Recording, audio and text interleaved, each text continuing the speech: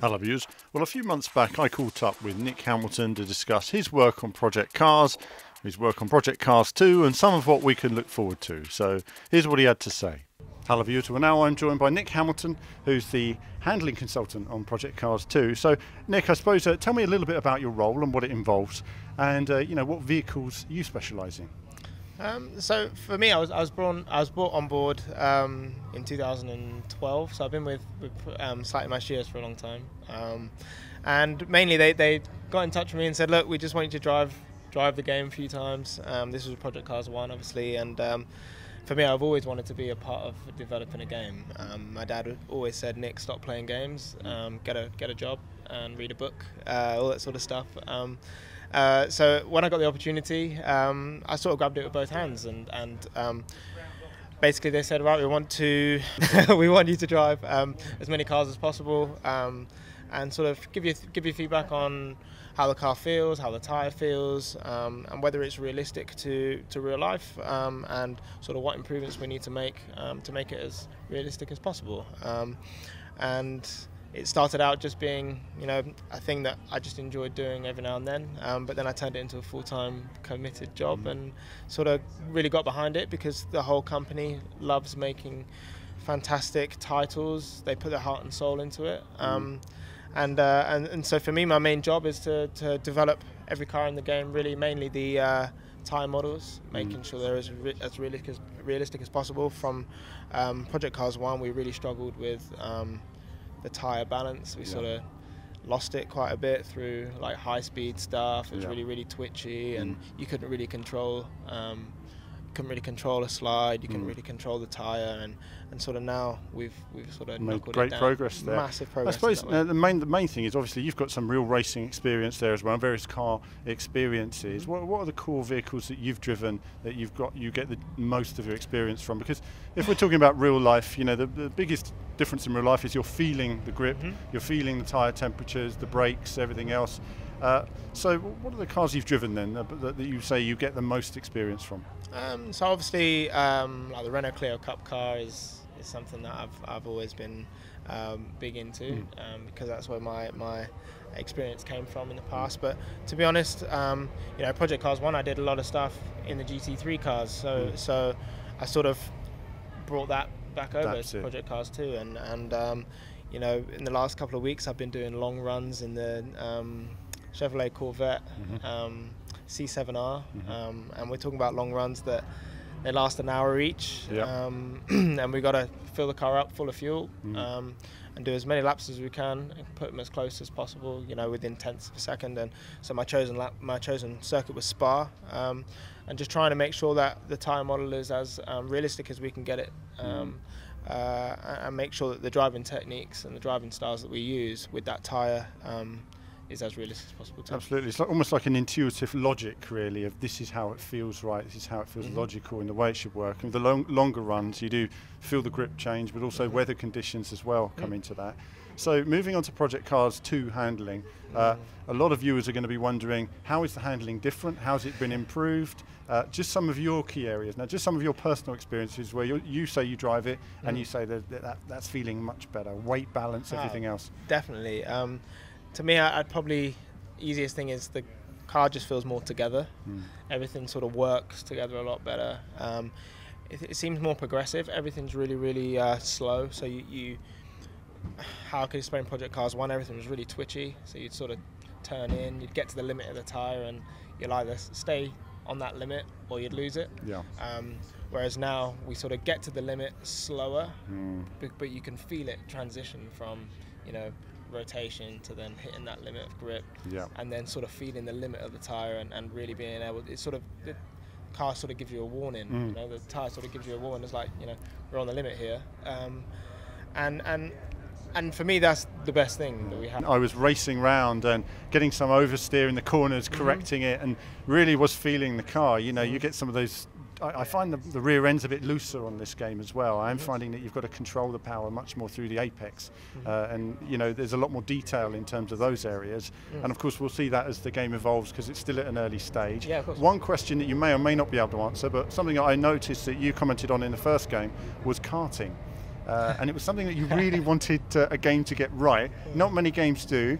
Project Cars, it was kind of fun bumper cars in a way, but how do you feel there's any progress there this time? And I'm putting you on the spot a bit because it might be an early build. But no, this is interesting. I've actually, just before I came to this event today, I was actually working on the karts all day today. Personally, for me, if I was going to be really honest, I'm still not a fan of them. We've got a lot of work to do still.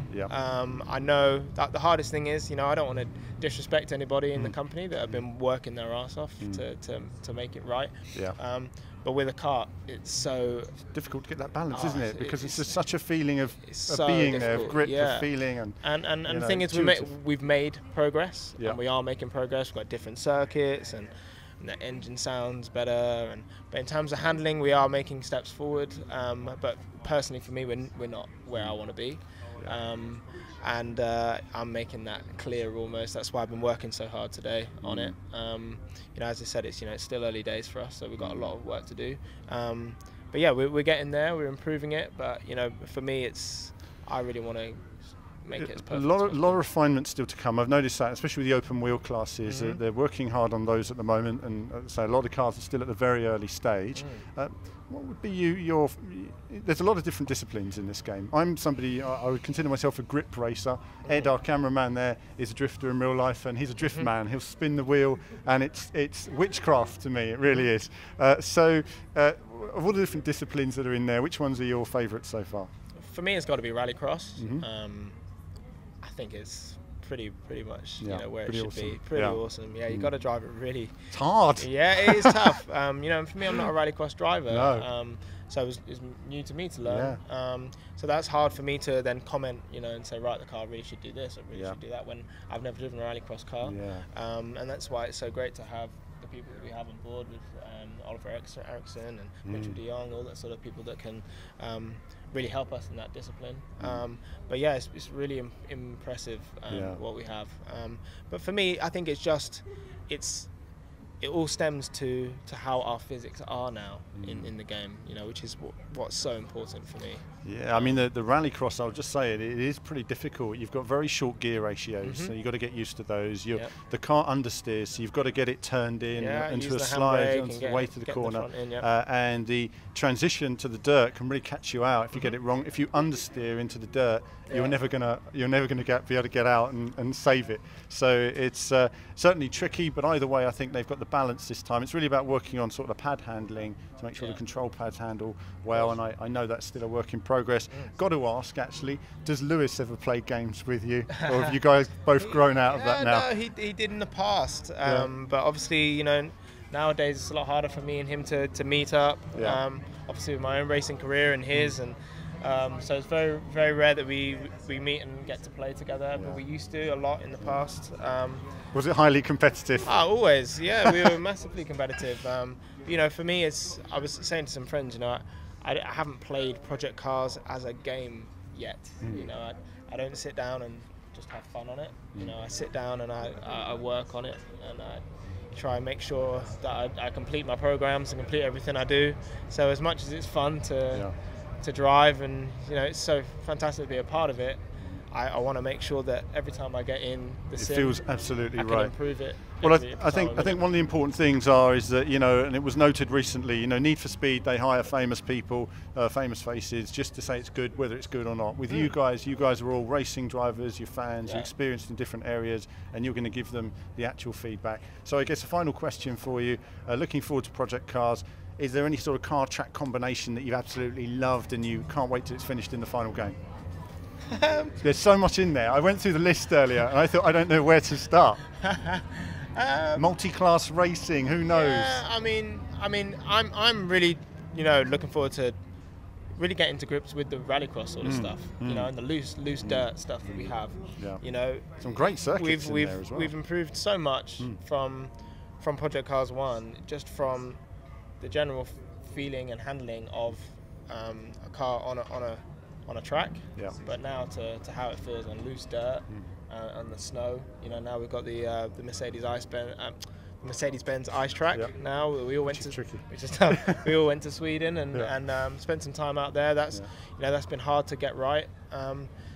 but I think it's all about, you know, maximising that off-road sort of stuff. And don't get me wrong, I've got to say my favourite car combination and track combination's got to be the Nordschleife in the LMP1. Still to this day, I love it to bits. Still a fierce challenge, but when you nail it, it's a great circuit.